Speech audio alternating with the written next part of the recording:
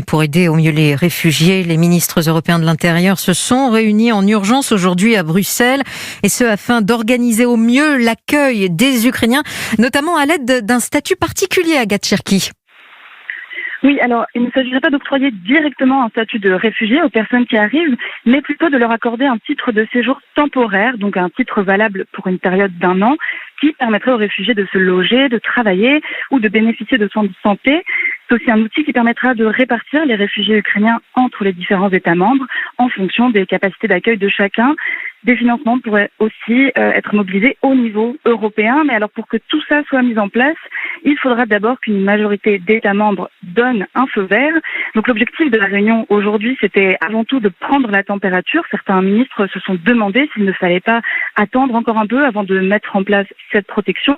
Mais une large partie d'entre eux semble tout de même juger le moment venu. En tout cas, c'est ce qu'a indiqué Gérald Darmanin il y a quelques minutes à la presse. J'ai constaté une très grande majorité pour que nous puissions très rapidement utiliser cette possibilité.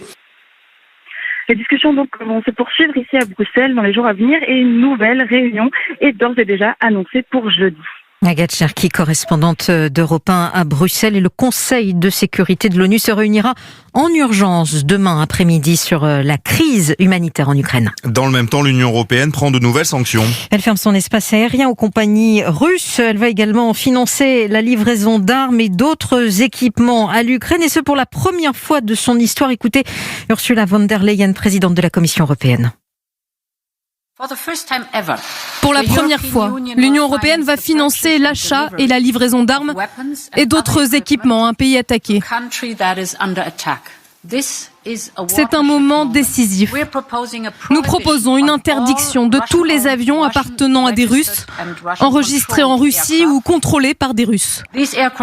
Ces avions ne pourront plus atterrir, décoller ou survoler le territoire de l'Union européenne.